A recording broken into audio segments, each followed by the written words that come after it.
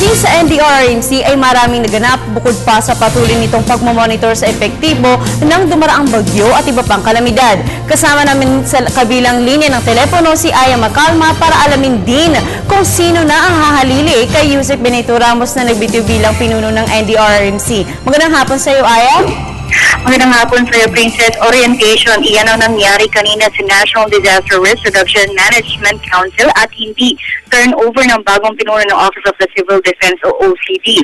Ayon kay NDRRMC Executive Director Benito Ramos, nais lang niyang i-orient kung sino ang papalit sa kanyang pwesto dahil kulang ang 2 linggo para gawin ito.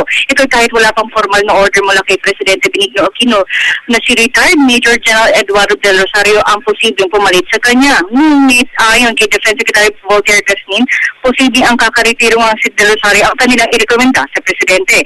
Kaya ni Ramos, kahit sinong irekomenda sa kanyang posisyon ay kanyang i-orient dahil sa Pebrero 1 nga ang effectivity date ng kanyang resignation. Bagamat wala pang order mula sa Presidente, ay dumating naman si Del Rosario sa NDRRMC para sa halos 2 oras na orientation na pinangunahan ni Undersecretary Ramos, kasamang ilang kawani nito. Muli naman iginiit ni Ramos na personal at hindi siya pinopolitika sa kanyang pwesto ang naging rason ng kanyang pagre-resign nitong Biyernes. Ito lang upang alagaan niya ang kanyang may bahay na may 20 taon na may sakit na diabetes.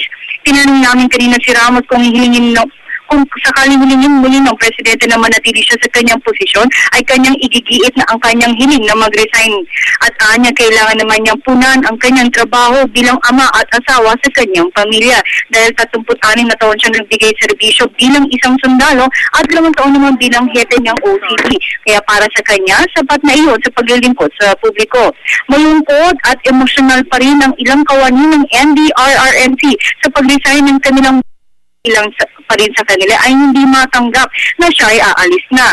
Matapos naman tanggapin ni Secretary Gasmin ang resignation ni Ramos ay posibleng ang kanyang rekomendasyon talaga ay si Del Rosario. Dahil si Del Rosario ang kakaretirong sundalo lang na naging commander ng 2nd Infantry Division ng Philippine Army nitong November at naging Southern Zone Commander din siya OIC siya bago siya umalis at siya rin nga yung namuno ng task force kalihim nung bumaksak ang eroplanong sinasakyan ni Secretary Jessie Robredo. At si Princess yan ang pinakabagong naganap mula dito sa headquarters ng NDRRMC.